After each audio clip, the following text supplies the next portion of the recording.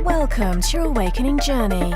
Today's destinations include higher consciousness and actualized potential. If all ascenders could now please be seated in a comfortable meditative posture, we are about to ascend.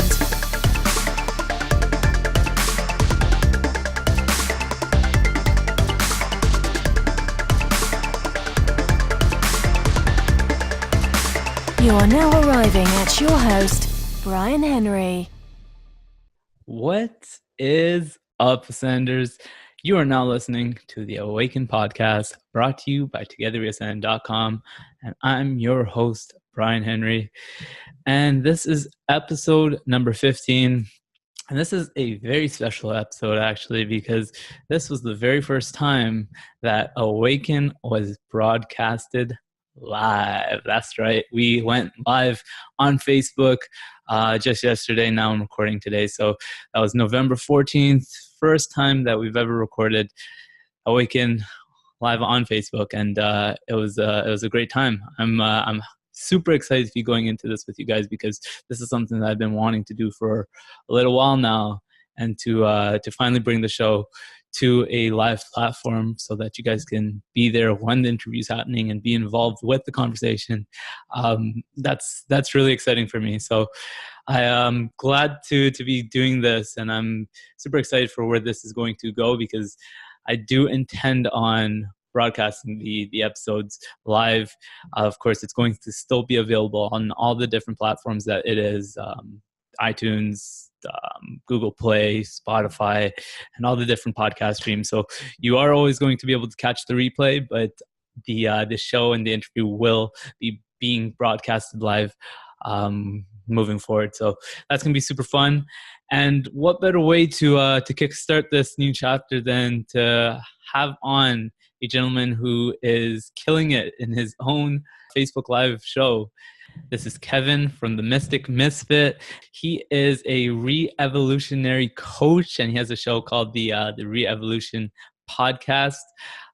This guy has an amazing energy to him, guys. I'm gonna let the interview do the talking, as always, because you gotta just feel it for yourself. But I have to say that the presence and the groundedness that is projected by this gentleman's energy is amazing, and that's exactly why I brought him on to share with us, because I know that what it is that he has going for him and what he's speaking to is such an important thing for us to be more conscious of, and that's this conversation of being grounded, being in your body, and especially for the men, learning to redefine what masculinity is, bringing forth the divine masculine and bringing that into balance with the divine feminine.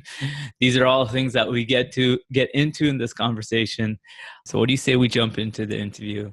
This is my interview with Kevin of the Mystic Misfit. And we are rolling. Welcome, everybody. This is the Awaken podcast, brought to you for the very first time live with my boy Kevin here. Kevin, thank you for joining me. Yeah, great to be here, Bryan. Ready to be awakened. Oh wait, I already am. There you go.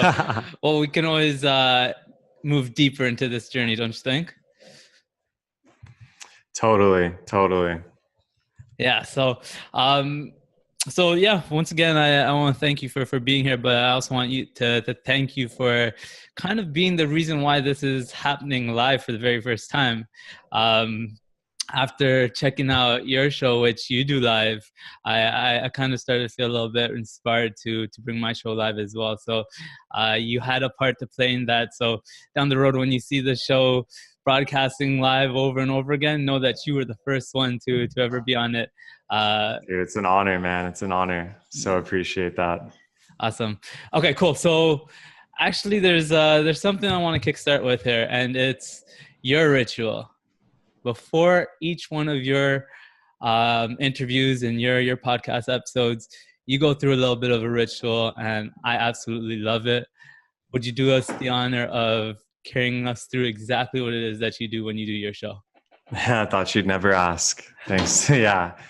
And this is just a great way to sync our energies, Bryan. And also, anyone watching, what's beautiful about live streaming is, people can do it with us right now, or if you're listening to this later, you can join us as well. And it's very simple. We're just going to take 3 deep breaths into 3 centers in our body and get really aligned. We're going to hold that last breath and get really grounded and activated at the same time. So I'll just invite anyone to really feel their feet. You can close the eyes, straighten the spine.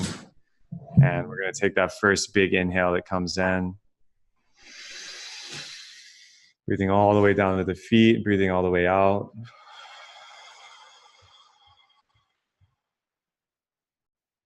And second inhale is going to come in all the way up into the belly, into the sacrum.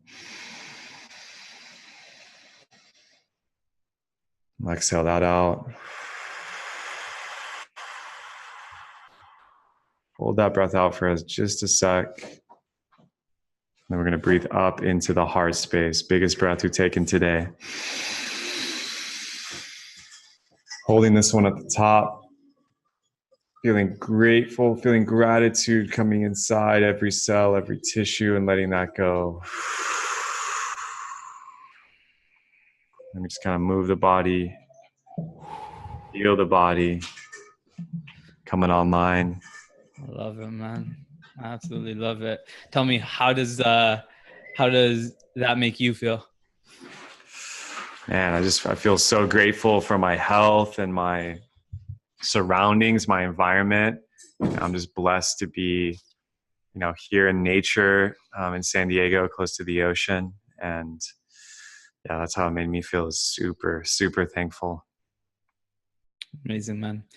One of the things that I've really been setting attention to focus on. I mean, I've always known how important this is, but I think especially lately, I've been doing a bit of a better job with this, and the impact it's had has been nothing short of just so powerful. And it's the intention of being in your body, feeling your body.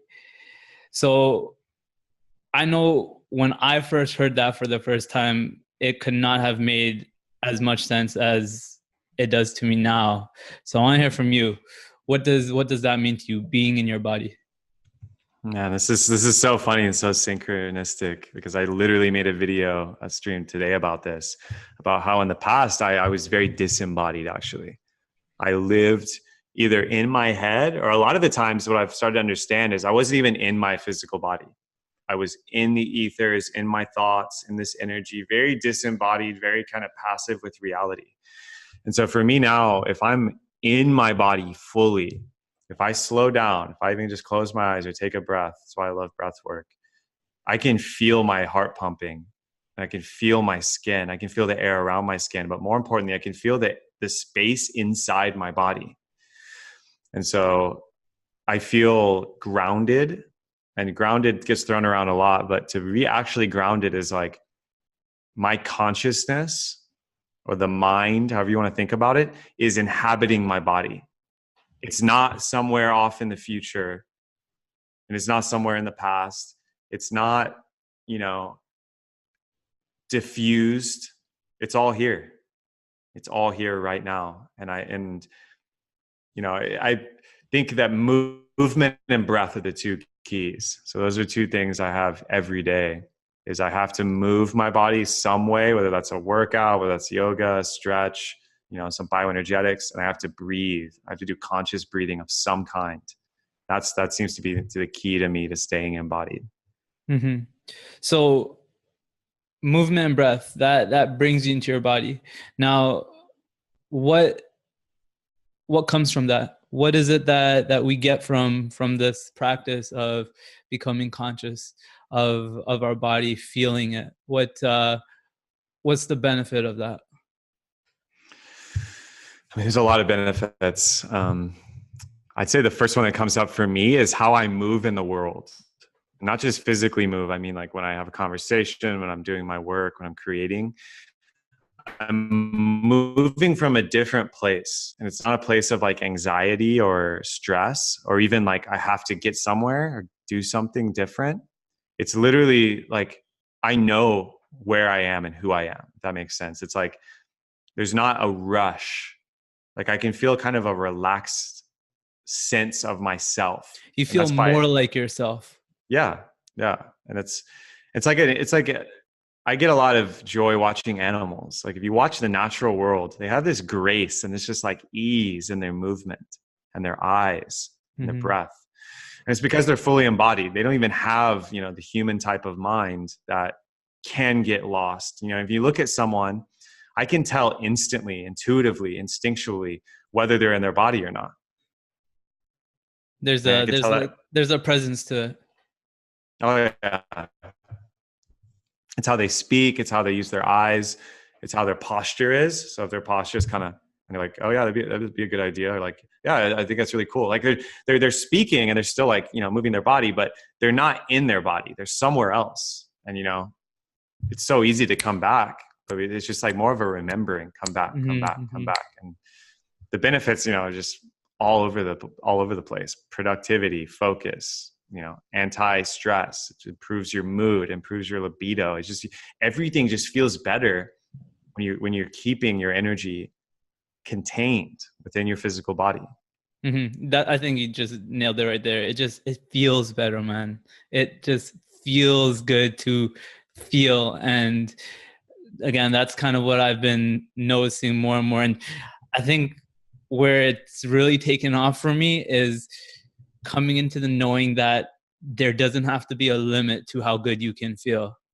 And the more deeply you move into that, and the more you just allow for that sensation of energy to move through you, the better and better it feels. And I think that's another way of kind of conceptualizing it. It's this energetic feeling, right?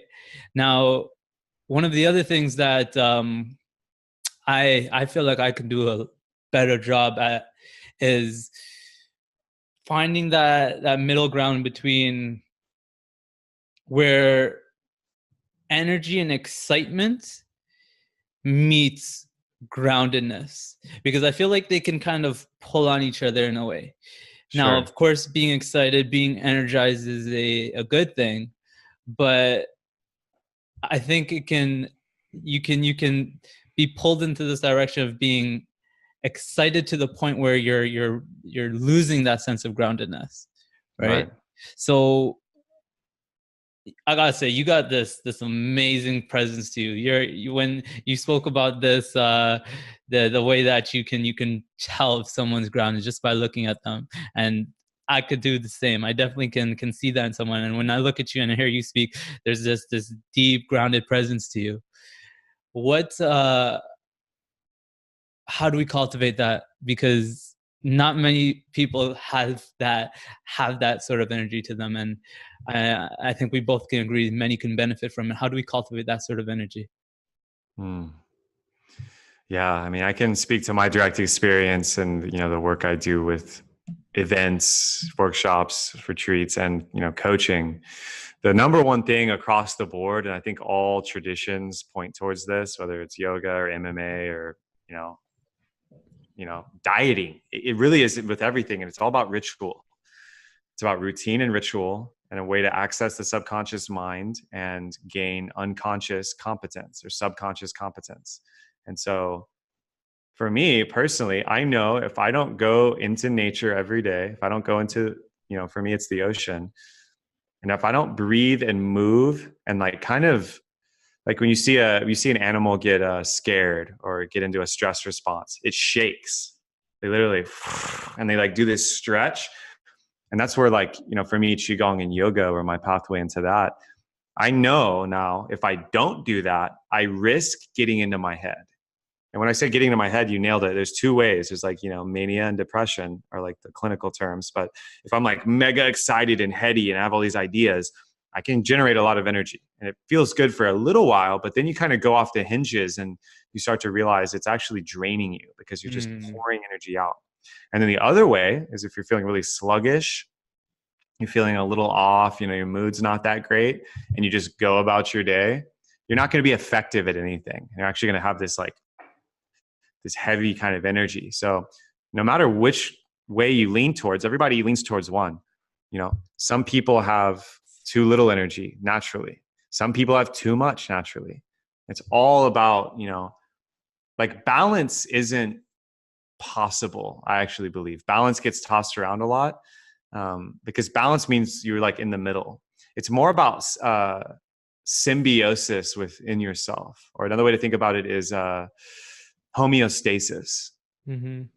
So that's just a dynamic process, unlike balance, where you're shifting and you're aware of the shifts and you're aware of what you need. And ritual and some kind of routine, morning routines have become a hot topic in a lot of communities now, and it's for good reason. They help you anchor this every day. And it seems silly. It seems silly to me when I was, back in very academic. And then even when I first started an entrepreneur path and was really into, productivity, it seems silly until I put in the repetitions.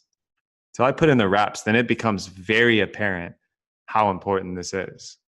Mm-hmm. You can't know what you will get out of it until you actually practice it. Right. I definitely don't think it's something that you can just speak about. This is exactly what you're going to get out of it. It's a feeling. So you can only really know it for yourself the moment that you start to do it.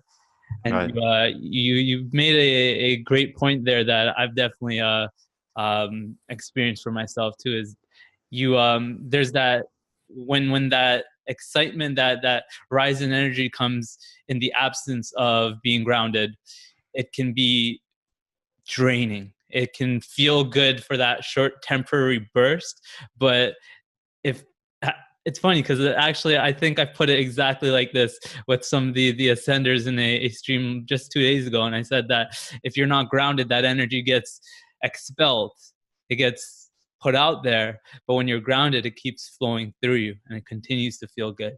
So that's a great point to bring up. Actually, I want to take a quick second here and say what up to those of us that are joining in on the live stream here. Actually, Jan just asked, are you in San Diego? I am. I'm in Nice. Encinitas. I think she might be as well. She's going to probably want to connect with you after that. And then my boy Greg says, hey, Galactic Brothers. Greg, thank you for coming and joining us, brother. All right, man. One of the other things that I think you do a amazing job of speaking to is actually, I guess I'll dive into this topic with this. One of the things I've heard you say is old school masculinity is dead. Yeah. What does that mean? I mean, it can mean a lot of different things to each man out there and each woman.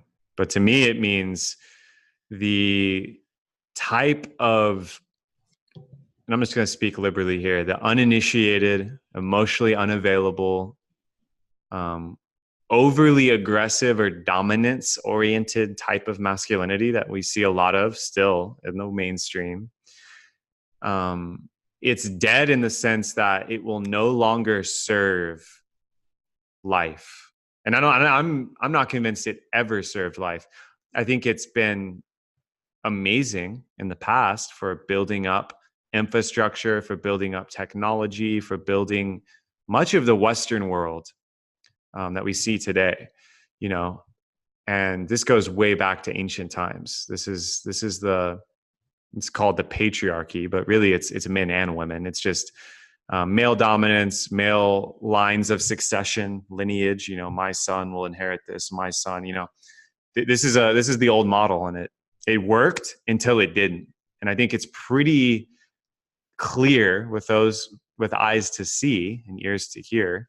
If you're paying attention to the mainstream, if you're paying attention to Me Too and Kavanaugh and the scandals and the rampant, really the uncovering of how much sexual abuse there is, that's a big one that goes really deep.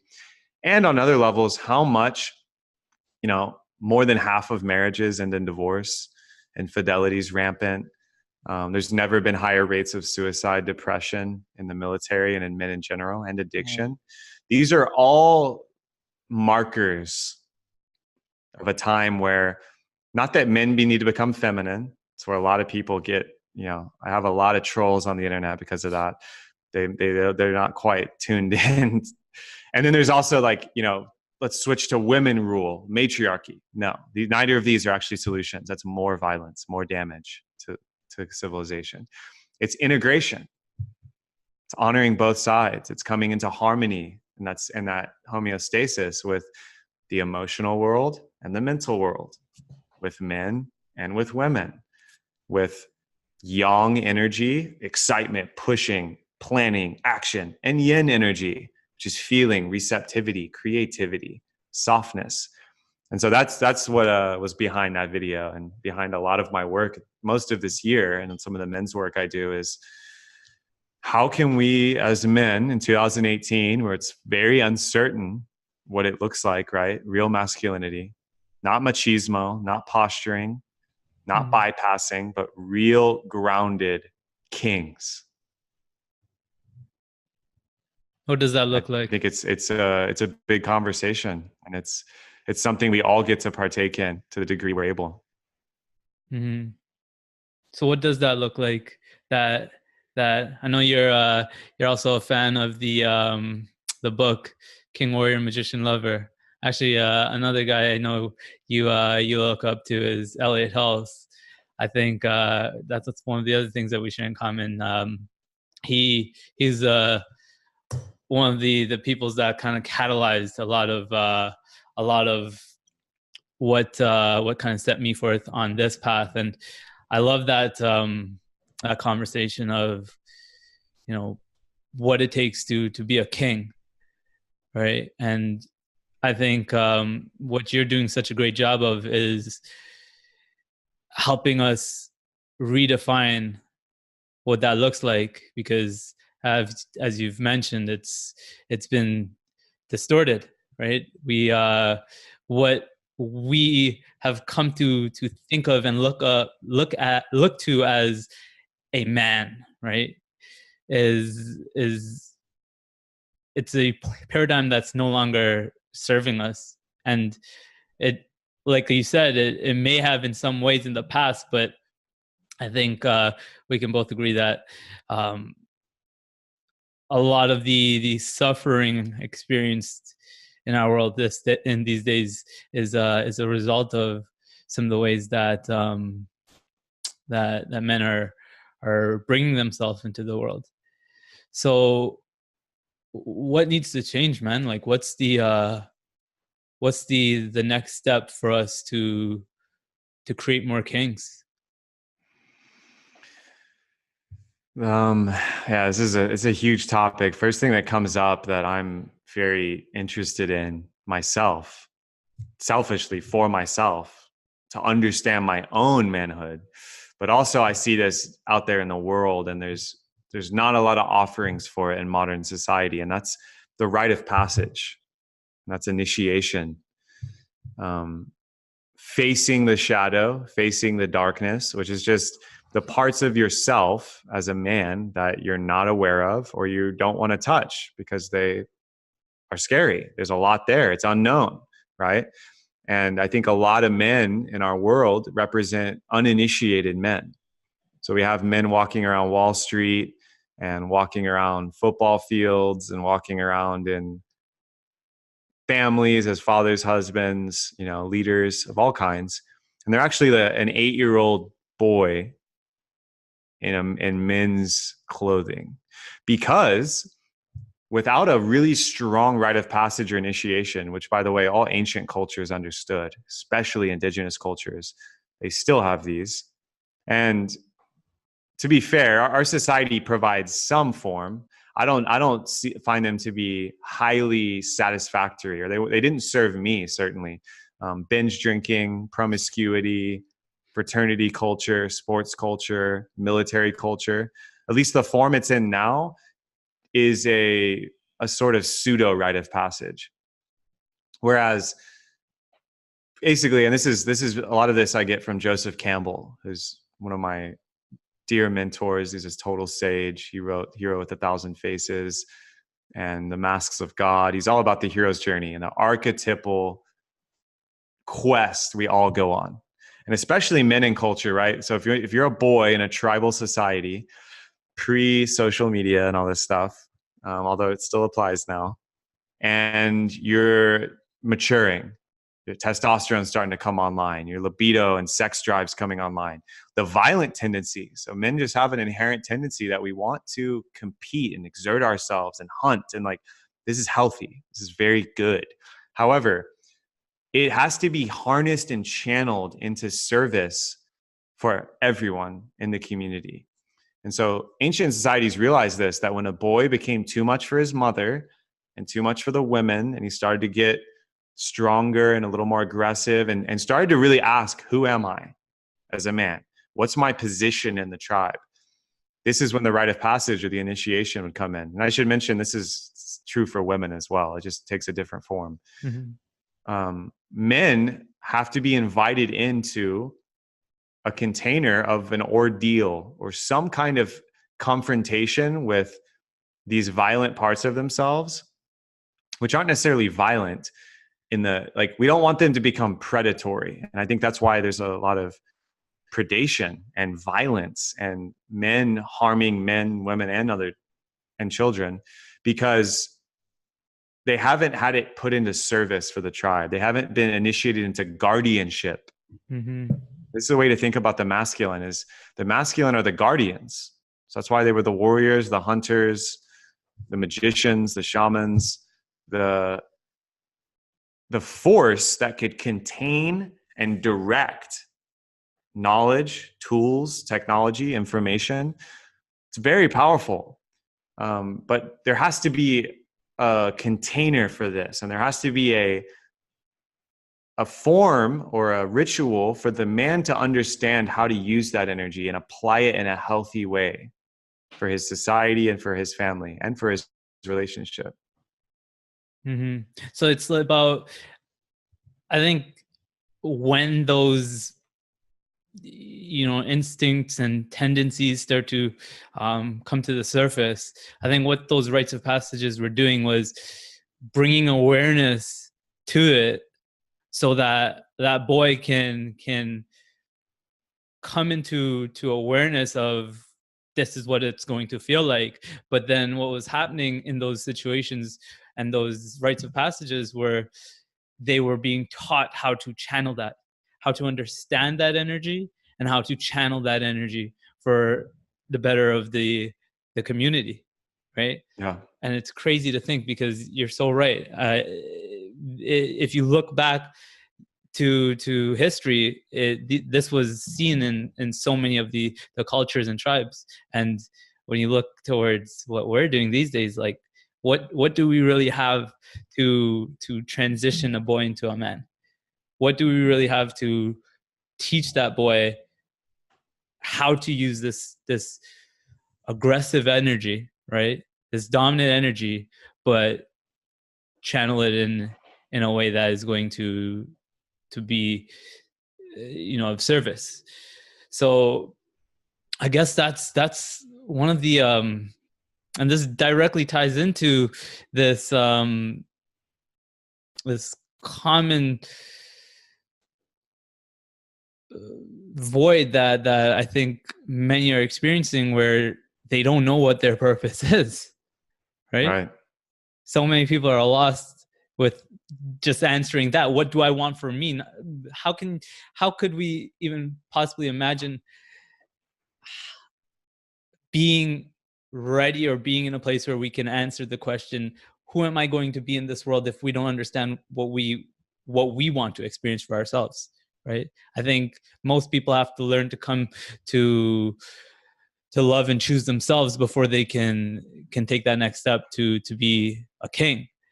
And I think it's all directly intertwined here, that void, that uncertainty, right? So that's for you one of the big things then, eh? The rites of passage.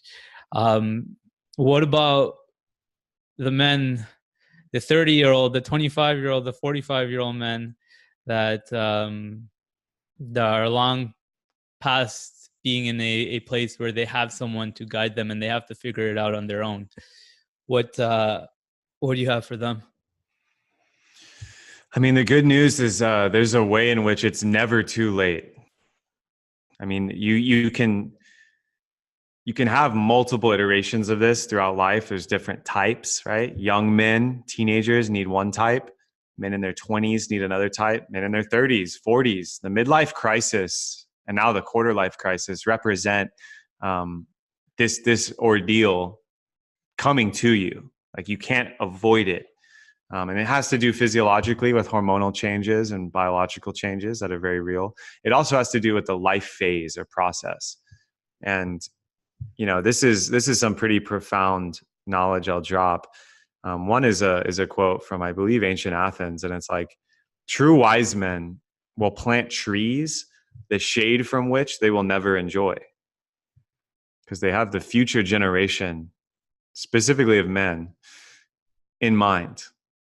And so this I think has been lost on some level, where not only do you not see older generations of men doubling down and seeking to raise up their sons in a good way where they understand all this stuff, but sometimes you even see them blaming their sons for not doing it the old way, or this whole, like, the millennial bashing. And there's so much. It's not a big conversation so much recently, but I know past years it was. And this is just absurd to me. And it just represents a profound myopia, short-sightedness with culture, not understanding the importance of the next 7 generations, which, by the way, the Native Americans and those peoples understood really well. The other thing is, if you are a man in your 40s and your 50s, you didn't have this for you when you were young, you had a failed initiation or there was trauma, owning that. And there's some healing to do there. And there's a lot of pathways available. The beautiful thing about 2018, all the tool sets and all the healing modalities are on the table now, ancient and modern. We have a lot of options, and that's good. And there's a way in which, men need to learn how to trust other men. The scarcity mindset of, if I get the girl, you don't, or if I get the commission, you don't, money and sex come in here, and also power and status, right? Well, I got to get to the top of the hierarchy in corporate, or I got to get to the top of the startup incubator, and I'm going to have to crush these guys to do that. And this is just profound, that, men have lost trust with other men. This goes deep. And it's beyond trust too. This is physical. And there's a really good studies coming out right now in neuroscience on this. Men need touch from other men too. And I'm not talking about sexual or sensual touch. I'm talking about physical, basic touch. And Esther Perel, who's, I think, one of the total gangsters right now in the relationship world, she talks about at age 4, on average in the EU and America, parents stop touching their sons as much as their daughters, because this idea of, well, men got to be tough, suck it up, dry up your tears, don't show emotion. And they stop touching them as much. This is preventing profound healing, profound trust, and actually psychological and healthy emotional development. And so the sooner that the older generations and the younger can get on board with this and really see that we're all in this together, we're all doing this for the sons, for the daughters of the next generations, and we're dismantling old cultural paradigms that are toxic and dead. When I say dead, it's like they're decaying. They don't have life force and the shakti or the mojo in them anymore. They're not serving culture. And this is why you see a lot of the epidemics right now of depression, of addiction. They're showing up in a lot of different areas, and the result is a lot of men that don't know who their brothers are. They don't know their purpose. I think for a lot of men, it manifests as, what is my purpose? And they bypass that and work some job that, maybe is not only not serving them, but it's actually draining them and holding them back from living out their true desire, their true creativity, their true ability to provide. Mm-hmm. And how crazy is it that that's become the norm? Right. Like that's the masses are living in this way, and it's really from where we stand. I think it can be, it's mind-boggling to even think about sometimes that's how the average person is feeling and living their life. Now, I want to bring this all together because I'm seeing here the connection between both the kind of things that we went into. We started with talking about being in your body, allowing yourself to come into your body and feel good, and then also the way in which that old paradigm masculine thinking manifests. Now, help me draw the connection between the way in which not just men, but that people are thinking that is holding them back from feeling as good as they can feel, being with themselves, being with their true selves, bringing forth their true selves in a way that feels good. Do you see what I'm getting at there? Yeah, this goes deep. And a lot of the work I've been doing in the past few weeks has been around this for myself and for a lot of the people I've interviewed and been blessed to have as mentors. A few things come up, and I'll go rapid fire here because there's each one of these is a whole podcast. One is bypassing true life purpose and true passion for money. So you see men do this all the time. I did it at one point when I was in corporate and in the universities. You know what really makes your soul come alive and what you really are really excited about. But you create these stories or rationalizations. Well, I can only do that once I have X amount of money or once I have X status. And meanwhile, you never get there. You just stay on the job and you suffer. And a lot of these people end up becoming my clients because they just don't like, how are you doing it? Like you seem like you're enjoying your life. It's like, yeah, I am, because I doubled down and I held the line for my heart and my passion and my actual creativity instead of bypassing it. And it's a bad trade. It's a bad trade to have a lot of money, but to be unfulfilled. It's a bad trade. That's one. Two is, self-care and like self-healing and like travel for travel's sake. I had set out to create a lifestyle and life for myself that I don't need to take a vacation from. And the retirement fund and like one day I'll enjoy my life. I'm going to enjoy it right now. But that's going to take some risks. It's going to take some boldness. It's going to take some willingness to hold discomfort in your body and in your emotional body and in your bank account, because it will not happen overnight if you choose the road less traveled. And I think more people are choosing it than ever because the internet is making that available on so many fronts. And the old story of get a good job, settle down with a house, get a good wife, have some kids, that narrative, like we can see if you just look back at our parents and their parents and their parents, you can see how that narrative plays out. You can just look for yourself and decide for yourself in your body and your intuition and heart whether that's the same pathway you want to walk. And it's never been easier to be a creative person. It's never been easier to go into business for yourself. And even if it's not your main passion, I'm not telling anyone out there to like quit their job right now and just go become an artist or a painter or a dancer. But you have to start somewhere. You have to start making that a priority. And this goes all the way back into your self-care. So I hear people say like, I'm not going to buy organic food. It's too expensive. It's like just baffling to me. The best investment you can make is in your physical body and in your health and well-being. So that was a big thing I understood early in my game. I'm a Virgo. I'm a health nut. I love health and wellness on every level, mind, body, and emotional. And I learned fairly quickly that the more I invest in myself and I'm just filled up with energy and well-being and vitality, that's going to overflow into all of my life, into my wealth, into my relationships, into my community and tribe. So that model got bypassed in the older generations too. It's like hustle, stress, save money, eat shitty, feel sick.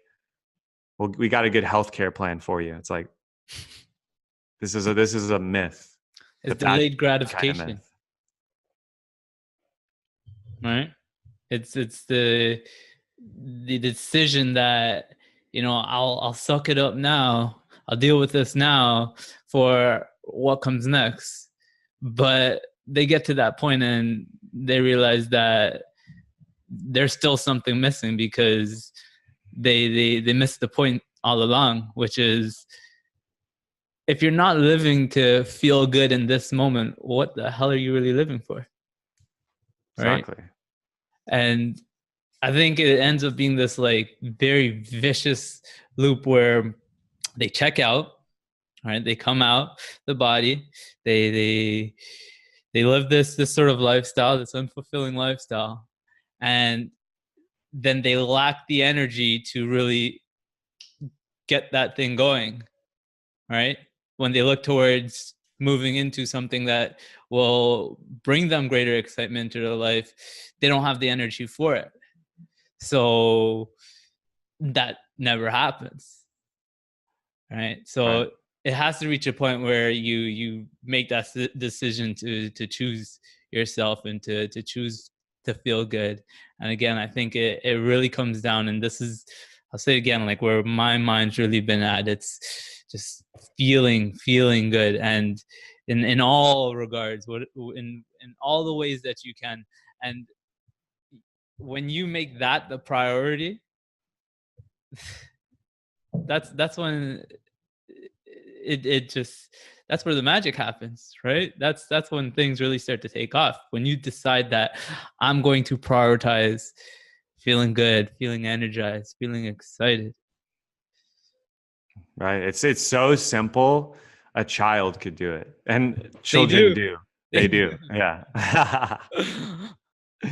It's pretty profound. It's a paradox of conditioning and growing up, right? Becoming an adult, which in the old model meant a good worker in a factory or a good cog in a type of machine, which we now get to dismantle and recreate as we see fit. We have the tools. We have the tools Yeah. and the platforms to make that happen. Um yeah, so moving into that, then it's a amazing new world that we're living in, with some amazing opportunities to step into our purpose in a way that that brings us abundance, that brings us joy. I know you're doing it. Why don't you share a little bit of your story with stepping into that? I want to hear a little bit about what you've been up to these days with how you're carrying yourself out in the world. Totally. I mean, my story, like, this slapdash warp speed here. You know, I was born and raised in Texas, grew up very middle class, very conservative, Catholic, religious. And, you know, early on, imagination was key for me. Creativity, imagination pulled me in. And I bypassed that for a long time. Went to college, wanted to be a lawyer, switched into psychology, wanted to do PhD, went deep into that path, and then hit some walls, had some heartbreak, had a lot of anxiety and insomnia and just like dis-ease. You know, I was not at ease with myself. Fast forward, leaving that, not going into academia, moving to California, being exposed to new ideas, new ways of creating, being exposed more to entrepreneurship, health and wellness. You know, I've followed that path now around the world to the point where, you know, I am dedicated to awakening myself more and more every day to my own divine blueprint and mission. And it's nothing woo woo. It's just, I'm super in tune with what I'm meant to create.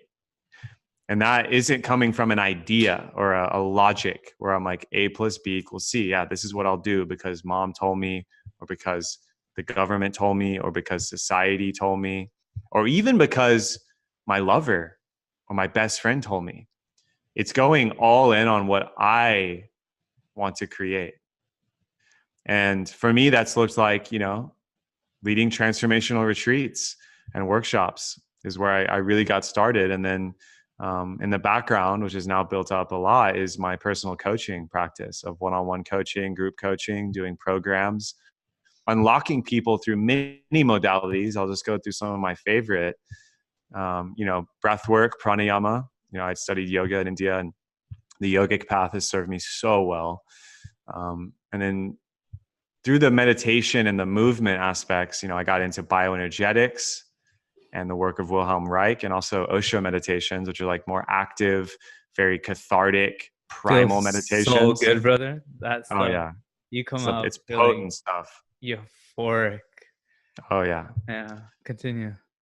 I mean, it's really the medicine of the body. And then, on the language side, I've gone all in on communication as well. So radical honesty, raw authenticity, owning agreements, owning boundaries with language, showing up non-violently in communication.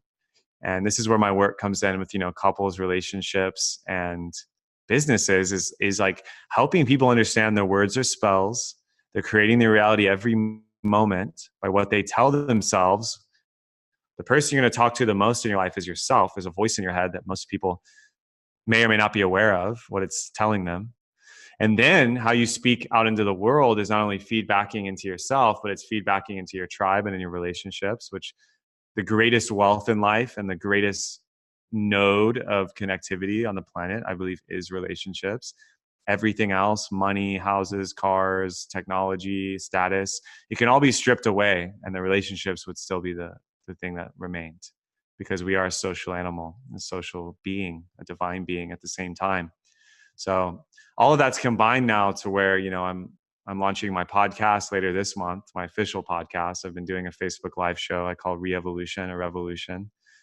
And yeah, I mean, I'm a poet, I'm a philosopher, I'm a MC and a musician, and I'm a folk psychologist and a mutant.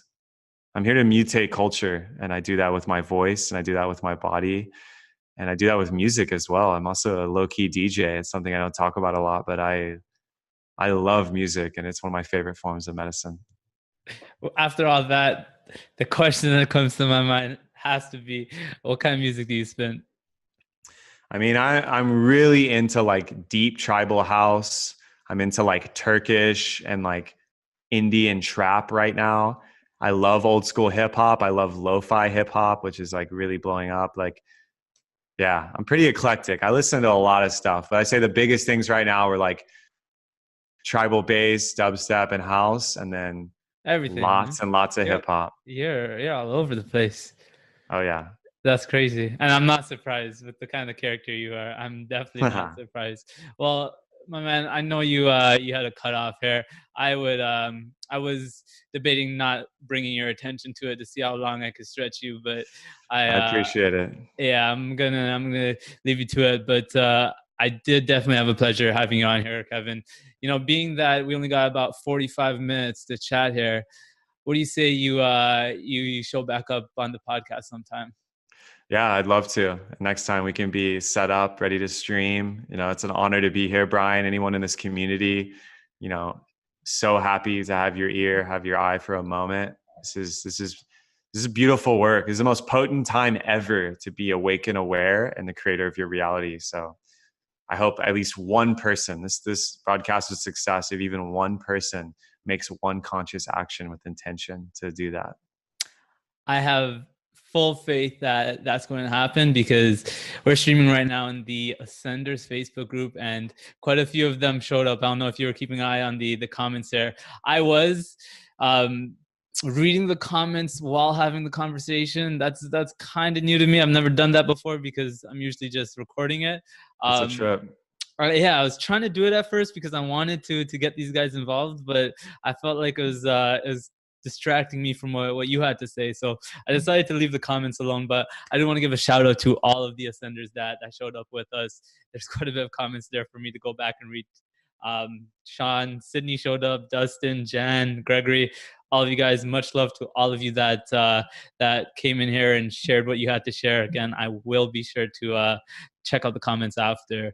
Yeah, I don't think it it fits into to be jumping back and forth. I feel like that takes me away from the connection I want to share with you and with the person that I'm actually speaking to. So it's only Totally. really just come to my attention that, how do you do that? Do you find yourself checking in with the I comments? like have Q&A at the end often, or it'll be organic. If me or the guest spots something that's really potent, we'll address it. But yeah, I find the best juice is to be fully present and then create a container for Q&A. So, I like and that. then just straight up Q&A broadcasts every once in a while is healthy. I love to do AMAs. Cool. I like that. Well, I'm gonna throw it in here, and then I'll give you the space to plug anything that you want that our listeners to know. But guys, Kevin is tagged in the description to this video, and I know you do a lot of stuff on Facebook. Your show is on Facebook, Right. so go ahead, click that. Go ahead, visit his profile, check out what he's got going on. Re-Evolution podcast, right? Oh yeah. And you don't have it on iTunes and Not yet. It will be soon. It will be very soon. Okay, cool. But of course, again, the episodes are available on your profile. Was there anything else that you'd like to let our listeners know before you take off here, man? Well, yeah, I'm really excited to have created whole new coaching programs and packages right now. I'm offering to 2 specific demographics that I've recently realized are what I'm most excited to transform with.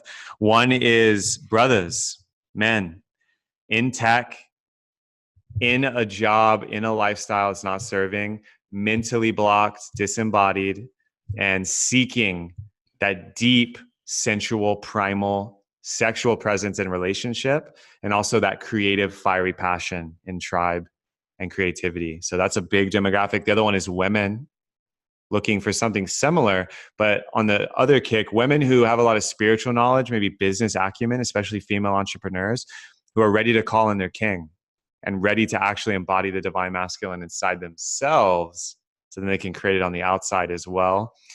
And women ready to help support the rising masculine by doing the work themselves.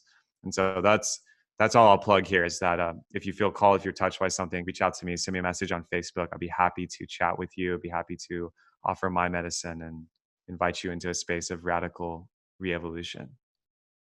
There you go. I love it, my man. Kevin, it was an absolute pleasure to have you on, man. I'm gonna say it again.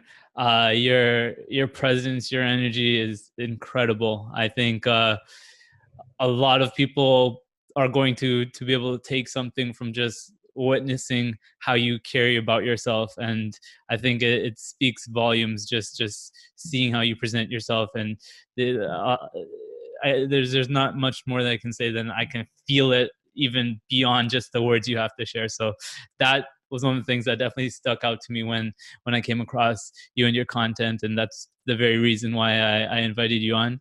And I'm looking forward to connecting with you further and having you back on the podcast.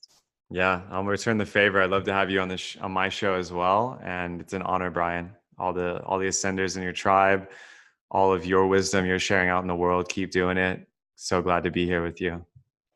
My man, thanks again. We'll chat soon. Ciao. And so there it is, Ascenders.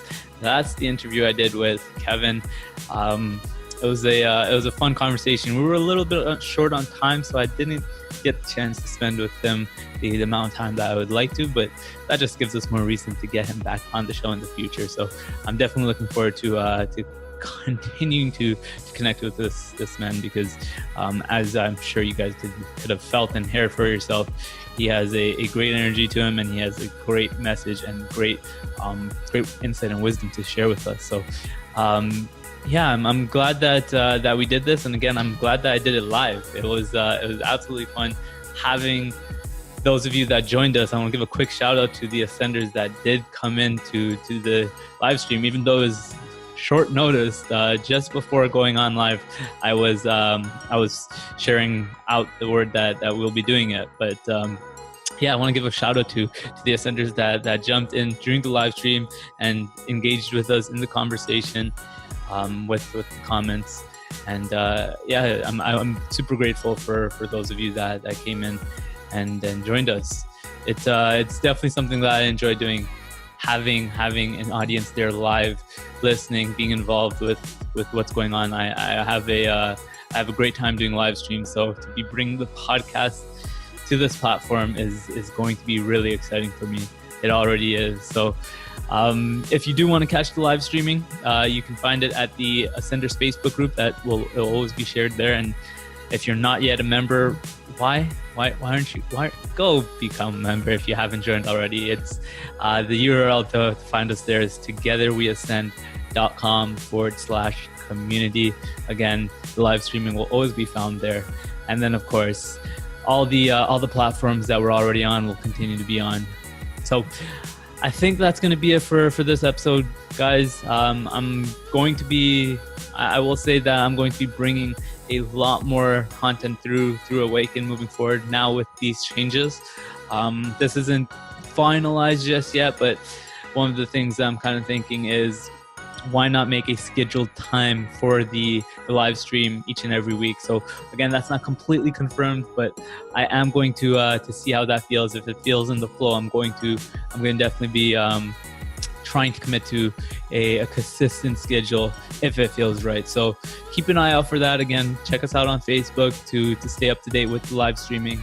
And then if you're listening to the podcast anywhere else, I'm happy to have you here, and I'm so very grateful for your support as well. So again, that'll be it for this episode. Senders, I want to thank you for watching or listening, wherever you're coming from.